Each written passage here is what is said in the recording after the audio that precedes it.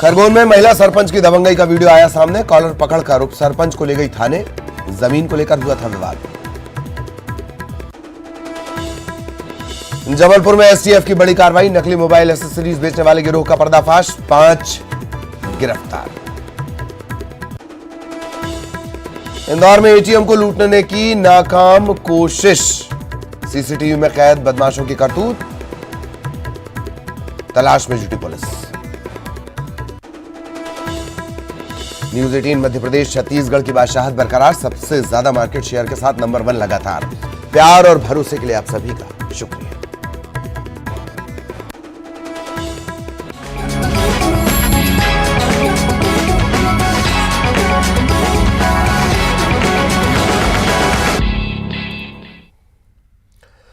सुप्रभात मध्य प्रदेश, आपके साथ मैं हूं ललित प्रजापति। शुरुआत करेंगे ग्वालियर से मिल रही बड़ी खबर के साथ।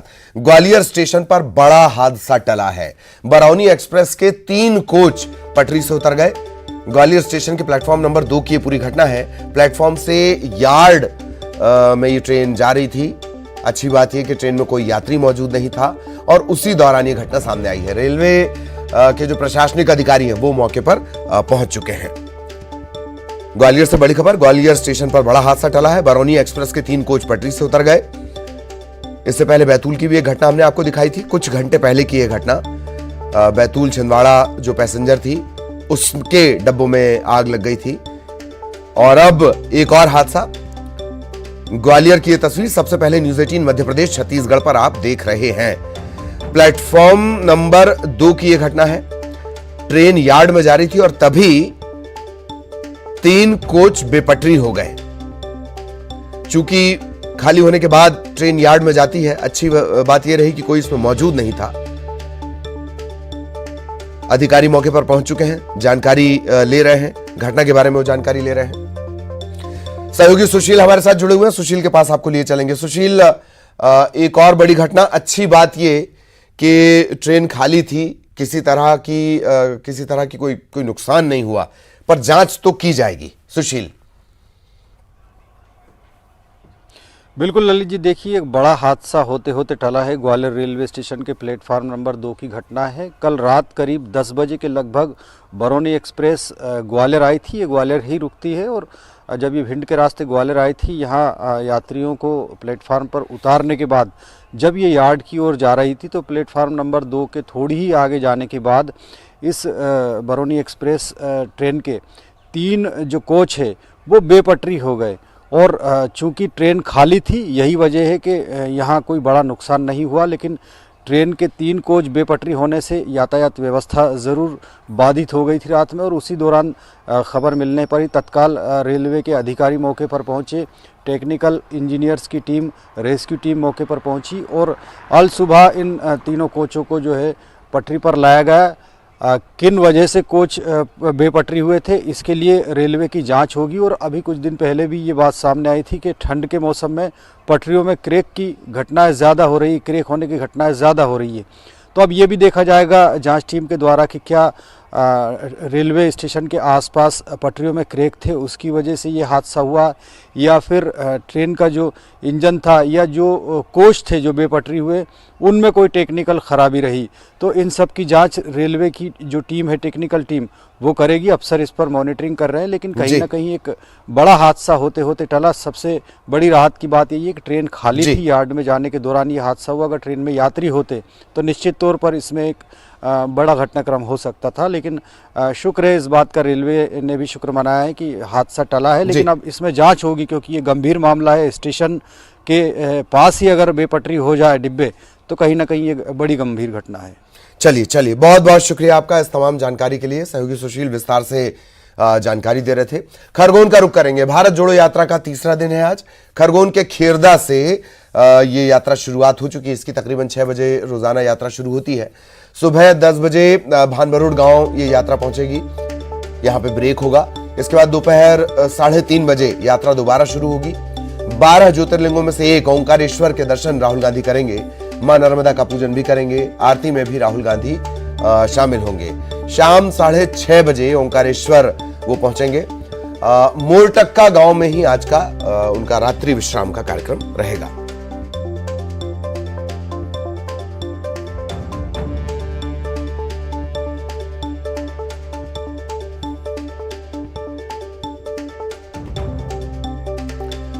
और मध्य प्रदेश में चूंकि यात्रा, तेज चलते नेता और वासु को उनसे ज्यादा तेज चलना पड़ता है।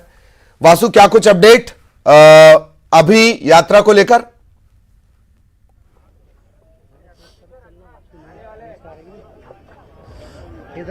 बिल्कुल ललित जी, देखिए कदमताल शुरू हो गया है। प्रियंका गांधी, राहुल गांधी आपको यहाँ फ्रेम में नजर आएंगे, उनके साथ उनका बेटा रिहान भी है।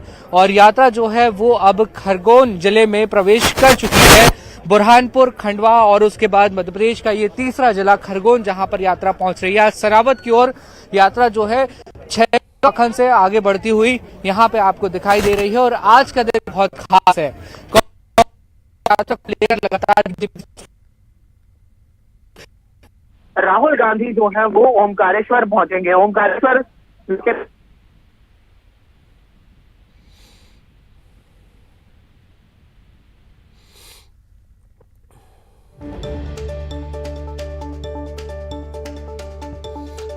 तो कुछ तकनीकी दिक्कत है और लगातार चूंकि यात्रा चल रही है, लोकेशन इसकी बदल रही है और काफी तेज ये जो पदयात्री हैं जो आपको नजर आ रहे हैं, चाहे वो राहुल गांधी हो या दिग्विजय सिंह हो, ये तेज पदयात्री हैं और इन्हें कवर करने के लिए इनसे ज्यादा तेज चलना पड़ता है। वासु लगातार इस यात्रा में है, हर पहलू को वो डिकोड कर रहे हैं, हर तस्वीर को वो डिकोड कर रहे हैं।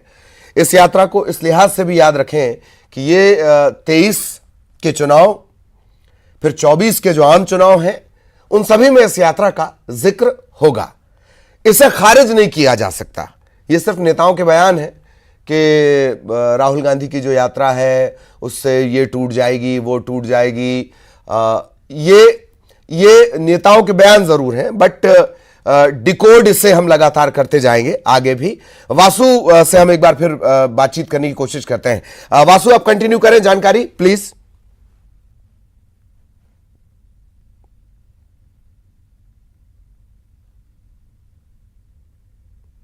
राहुल गांधी की यात्रा अगर पॉलिटिकल वाइज देखा जाए तो काफी महत्वपूर्ण है, क्योंकि आज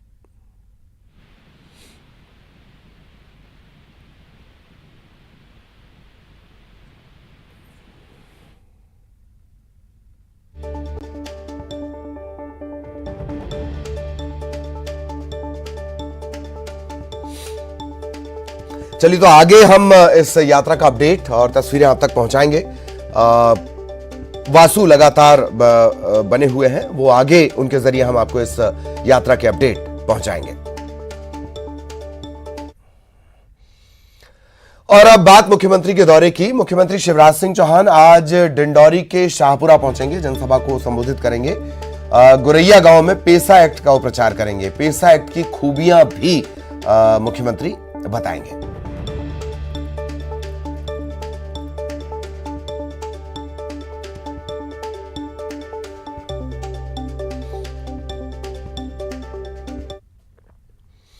मध्य प्रदेश में 2020 में हुई पुलिस आरक्षक भर्ती प्रक्रिया पर हाईकोर्ट ने बड़ा आदेश दिया है। हाईकोर्ट ने अभ्यर्थियों की याचिका पर सुनवाई करते हुए बिना हाईकोर्ट की अनुमति के नियुक्ति पत्र जारी न करने के आदेश दिए हैं। इसके अलावा मध्य प्रदेश सरकार कर्मचारी चयन मंडल इन्हें नोटिस जारी कर जवाब मांगा है। हाईकोर्ट में 15 अभ्यर्थियों की तरफ से याचिका दायर की गई थी। इसमें कहा गया कि पुलिस आरक्षक भर्ती परीक्षा 2020 में ऐसे अभ्यर्थियों का चयन किया गया जिन्होंने कट ऑफ से भी बेहतर अंक हासिल किए थे।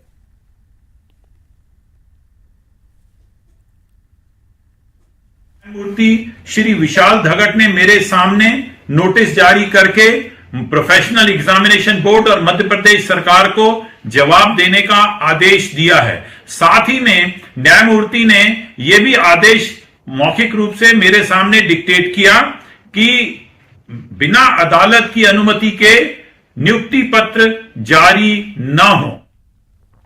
मध्य प्रदेश में शिक्षा की गुणवत्ता सुधारने के लिए सरकारी स्कूलों को हाईटेक बनाया जा रहा है। प्रदेश भर के सरकारी स्कूलों में शिक्षकों की कमी है क्योंकि हजारों शिक्षक अटैचमेंट और प्रतिनियुक्ति पर हैं। शिक्षक मूल विभाग को छोड़कर अन्य विभागों में पदस्थ हैं। अटैचमेंट खत्म होने के आदेश के बावजूद भी शिक्षकों को मूल विभाग में वापस लाने के आदेश बेअसर साबित हो रहे हैं। शासकीय शिक्षक संगठन के कार्यकारी प्रदेश अध्यक्ष उपेंद्र कौशल का कहना है कि अटैचमेंट और प्रतिनियुक्ति दोनों मिलाकर प्रदेश भर में 12,000 से ज्यादा शिक्षक मूल विभाग को छोड़कर अन्य विभागों में कामकाज संभाल रहे हैं। सरकार ने अटैचमेंट के आदेश खत्म कर दिए, लेकिन इसका पालन नहीं हो रहा है। सबसे बड़ा दुर्भाग्य की बात है शिक्षा विभाग के लिए मध्य प्रदेश की कि हमारे यहाँ आदेश तो कई पालन होते हैं, लेकिन प्रदेश स्तर पर उनको ज़मीनी स्तर पर उनका पालन नहीं हो पाता। कई बार विभाग ने हमारे अटैचमेंट समाप्त किए, लेकिन आज तक उन अटैचमेंट अभी भी यथावत हैं, क्योंकि अपने शिक्षक जो हैं अपनी सिफारिशों के चक्कर में या राजनीतिक पहुँच के चक्कर में काम कहीं कर रहे हैं और अपना कार्य कहीं ले रहे हैं। बहुत ज़्यादा कोई स्टाफ ज़्यादा है नहीं, लेकिन कुछ जिलों में स्थानीय स्तर पर कलेक्टर ने निर्वाचन है ऐसे कामों में लगा रखा है। आगे आने वाले समय में हम 100% शिक्षकों को अन्य कामों से मुक्त करने पर काम कर रहे हैं। अभी हमने सीएम राइस योजना में जो हमारे शिक्षक है उनको हमने चुनाव की व्यवस्था से भी अलग कर दिया है। आगे आने वाले समय में हम बाकी जगह भी है दूसरी व्यवस्था होती जाएगी, वैसा वैसा हम उचित व्यवस्था करते जाएंगे। खरगोन के गोगामा ग्राम पंचायत की महिला सरपंच और उप सरपंच के आपसी विवाद का एक वीडियो वायरल हो रहा है। वीडियो में महिला सरपंच उप सरपंच को कॉलर पकड़कर थाने ले जाते दिख रही है। दोनों के बीच लंबे समय से जमीन के अतिक्रमण को लेकर विवाद था। वीडियो वायरल होने के बाद पुलिस ने दोनों की शिकायत के आधार पर मामला दर्ज किया है। एक तरफ जहां सरपंच ने उप सरपंच पर अपशब्द बोलने का आरोप लगाया, वहीं उप सरपंच ने जमीन कब्जा करने की शिकायत दर्ज करवाई है और पुलिस जांच कर रही है।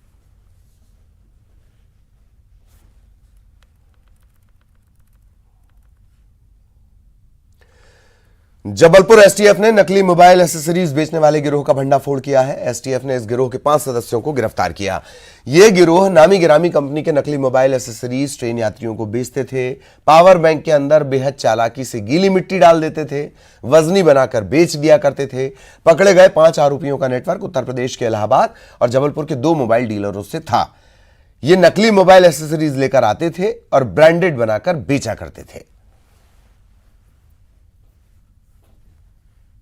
हमें कुछ दिन से सूचना मिल रही थी कि रेलवे में कुछ फर्जी वेंडर अपने लड़कों के माध्यम से मोबाइल एसेसरीज वगैरह की बिक्री करवा रहे हैं और वो मोबाइल एसेसरीज नकली हैं और विभिन्न कंपनियों के लोगो लगाकर बेचे जा रहे थे। तो इस पर से हमने कार्रवाई की और कल हमने रेलवे स्टेशन से 2 लड़कों को पकड़ा, जिनके कब्जे से नकली पावर बैंक और data cable, mobile charger, adapter, earphone, Bluetooth device, ये सब हमने उनसे जब्त किया है। और इनका मास्टरमाइंड है एक प्रदीप साहू करके व्यक्ति है, जो कि इसका रेलवे में वेंडर का ठेका मिला हुआ है। उसका वेंडर का ठेका सतना मानिकपुर का ठेका है, किंतु वो जबलपुर में अपने करीब 20-25 लड़कों के माध्यम से नकली सामान का विक्रय कर रहा था। ये माल कहाँ से लाते थे और कहाँ खपाते थे? प्रदीप साहू से जब हमने आगे पूछताछ की तो उसने बताया कि उसके द्वारा जो पावर बैंक है वो इलाहाबाद से लेके आया जा रहा था और कुछ और जो देवास पुलिस ने लूट की घटना का 24 घंटे में खुलासा करने का दावा किया। 3 आरोपी गिरफ्तार किए गए। इनके पास से 1 लाख की नकदी और 3 लाख का सामान बरामद किया गया है। आरोपियों ने भारत फाइनेंस लिमिटेड में काम करने वाले युवक अरुण से 1.5 लाख की नकदी और बाकी का सामान लूट लिया था।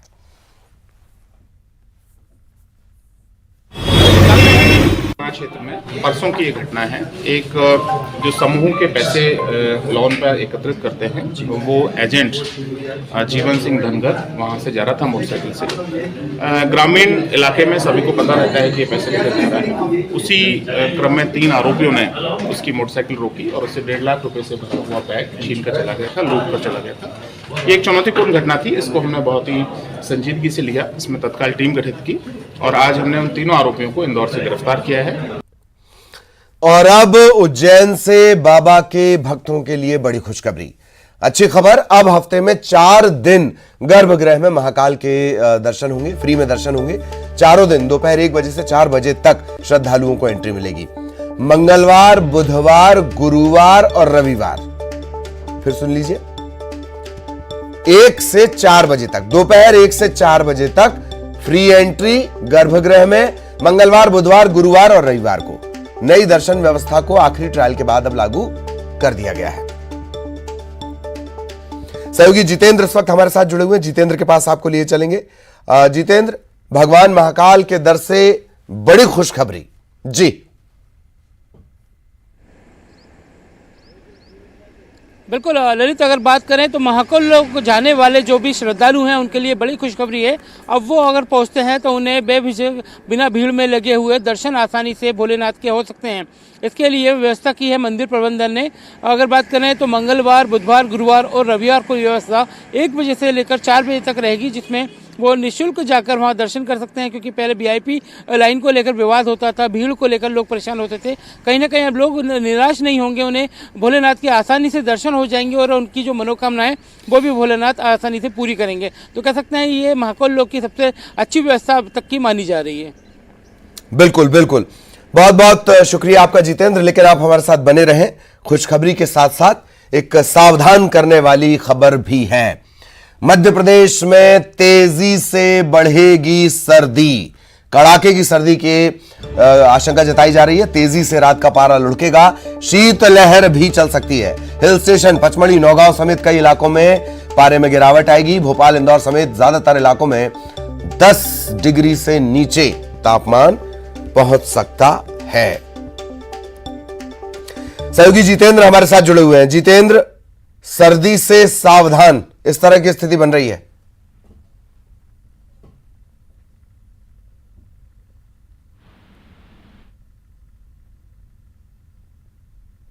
और मैं जिस तरह से टेम्परेचर में गिरावट आई उसी तरह से प्रदेश की अगर बात करें तो नौगांव, खरगोन इस जगह के भी कहीं ना कहीं तापमान में कमी आने की वैज्ञानिकों ने आशंका जता दी। अगर बात करें तो कई जगह ओलावृष्टि की सूचना दी गई है। मौसम विभाग ने अलर्ट भी जारी किया है कि कड़ाके की ठंड पड़ सकती है, शीतलहर पड़ सकती है।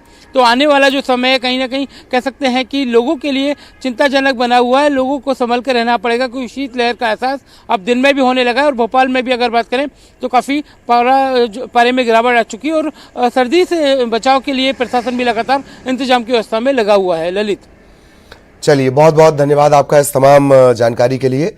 और जितेंद्र विस्तार से जानकारी दे रहे थे। इधर झाबुआ से एक बड़ी खबर मिल रही है। बीजेपी के विधायक हैं सुलोचना रावत, उनकी तबीयत खराब हो गई। जोबट से बीजेपी के विधायक हैं सुलोचना रावत। गुजरात के दाहोद उन्हें इलाज के लिए ले जाया गया है और दाहोद से फिर उन्हें बड़ौदा रेफर किया गया। जानकारी अब तक जो मिल रही है, ब्रेन हेमरेज की जानकारी मिल रही है। बीजेपी के विधायक सुलोचना रावत, उनकी तबीयत खराब हुई है और स्थिति गंभीर बताई जा रही है।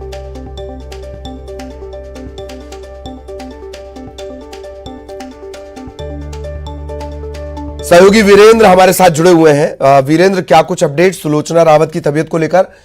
दाहोद से उन्हें बड़ौदा रेफर किया गया है। डॉक्टरों ने ब्रेन हेमरेज की पुष्टि की, जिसके बाद में उनको दाहोद ले जाया गया था। दाहोद से अब उन्हें बड़ौदा रेफर कर दिया गया और वहाँ पर उनका इलाज चल रहा है। उनके साथ में उनके परिवार के लोग हैं।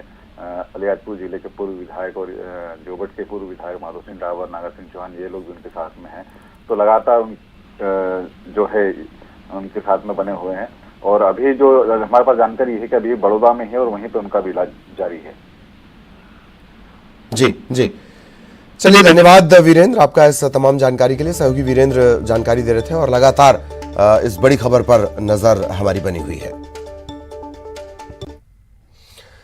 और शिवपुरी से बड़ी खबर आपको बता दें, एलपीजी गैस से भरा टैंकर पलटा है। टैंकर पलटने के बाद गैस का रिसाव हो रहा है। एक साइड के ट्रैफिक को बंद करना पड़ा है। गुना जिले के विजयपुर से गाजियाबाद ये टैंकर जा रहा था। आला अधिकारी मौके पर पहुंच गए। खरगोन टैंकर हादसा, जो भीषणतम हादसा हुआ, उसके बाद से अब सतर्कता बरती जा रही है। ये तस्वीर भी आप देख रहे हैं, गैस लीकेज की तस्वीर है। एलपीजी बेहद बेहद ज्वलनशील और वो इसमें भरी हुई है। आला अधिकारी मौके पर पहुंचे हुए हैं। खरगोन हादसे के बाद सबक सभी ने लिया है।